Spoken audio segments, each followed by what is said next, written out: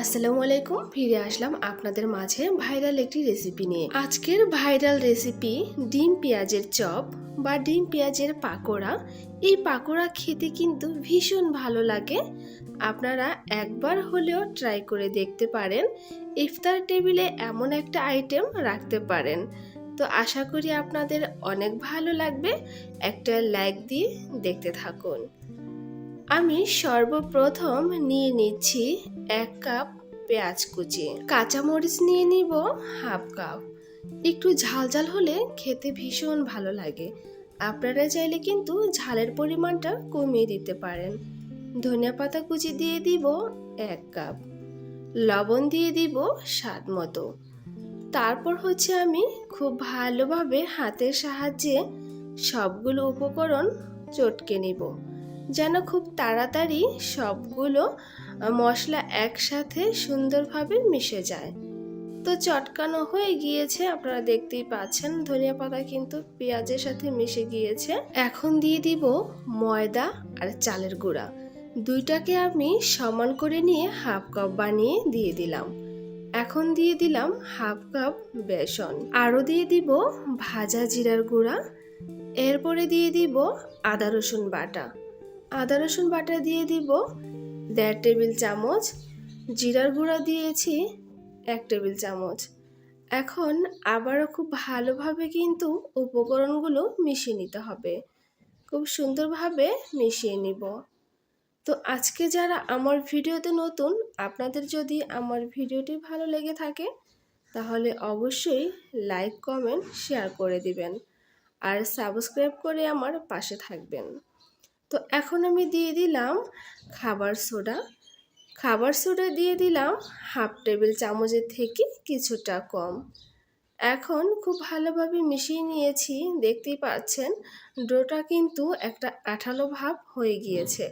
তার মানে আমার এই ডিম পেঁয়াজের চপের ডোটা কিন্তু কমপ্লিট। এদিকে ডিম কেটে পিস পিস করে নিয়েছি। আপনারা চাইলে একটা ডিম দিয়ে একটা চপ করতে পারেন, বা দুটো করতে পারেন, 4টা করতে পারেন, তারও অধিক করতে পারেন। তো আপনারা দেখতে পাচ্ছেন আমি কিভাবে চপটা রেডি করে নিচ্ছি। কিছুটা ডো হাতে নিয়ে একটু চ্যাপটা করে তার মধ্যে কাটা ডিম দিয়ে তারপরে কিন্তু খুব সুন্দরভাবে এটাকে একটা ডিমের শেপ করে নিচ্ছি, যেন ভিতরের ডিমটা দেখা না যায়। এভাবে কিন্তু করে নিতে হবে। তো সেম প্রসেসে কিন্তু আমি সবগুলো চপ রেডি করে নিব। এই ডিম পেঁয়াজের চপ খেতে কিন্তু ভীষণ ভালো লাগে। আপনারা অবশ্যই এই ডিম পেঁয়াজের চপের মধ্যে চালের গুঁড়া ব্যবহার করবেন এবং ধনিয়া পাতা কুচিটা একটু বেশি ব্যবহার করবেন। এতে কিন্তু খুব সুন্দর একটা ফ্লেভার আসবে এই পাকোড়া থেকে। তো সবগুলো পাকোড়া আমি বানিয়ে নিয়েছি। চুলায় তেল বসিয়ে দিয়েছি, গরম হয়ে গিয়েছে। এখন দিয়ে দিচ্ছি পাকোড়াগুলো তেলের মধ্যে। তো আপনারা খুব ভালোভাবে তেলটা গরম করে তারপরে কিন্তু চুলার আঁচ কমিয়ে এই পাকোড়াগুলো ভেজে নেবেন। এতে খুব সুন্দরভাবে পাকোড়াগুলো ভাজা হয়ে যাবে। যদি আপনারা চুলার হাইট বাড়িয়ে দিয়ে পাকোড়া ভাজতে থাকেন তাহলে ভিতরে কাঁচা থেকে যাবে, উপরে কিন্তু লাল হয়ে তেতো হয়ে যাবে। তাই অবশ্যই আপনারা একটু সময় নিয়ে এই পাকোড়াগুলো ভেজে নেবেন। ভাজা পোড়ার কাজ কিন্তু একটু ধৈর্য সহকারে করে নিতে হয়, এতে কিন্তু পারফেক্টভাবে করা যায়। তো আমি কিন্তু খুব আস্তে আস্তে অল্প আঁচে পাকোড়াগুলো ভেজে নিচ্ছি। তো আপনারা দেখতেই পাচ্ছেন পাকোড়ার কালার কিন্তু অলরেডি বের হয়ে গিয়েছে। তো আর একটু ভেজে নিয়ে আমি কিন্তু এই পাকোড়াগুলো তুলে নিব। তো যে কথাটি না বললে নয়, আমার অনেক কলিজার ভাই এবং আপুরা আমাকে সাবস্ক্রাইব করে আবার আনসাবস্ক্রাইব করে দিচ্ছে। তো আপনাদের আমি আর কি বলবো, আপনাদের যেটা ইচ্ছা।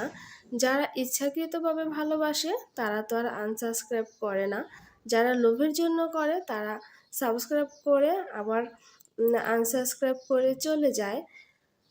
তো যাই হোক, এটা আপনাদের খুশি, এতে আমার কোনো দুঃখ নেই। তো এদিকে পাকোড়াগুলো ভাজা হয়ে গিয়েছে, আমি কিন্তু তুলে নিচ্ছি। তো আজ এ পর্যন্তই, দেখা হবে নতুন কোনো ভিডিও নিয়ে। সে পর্যন্ত সবাই ভালো থাকবেন। আসসালামু আলাইকুম।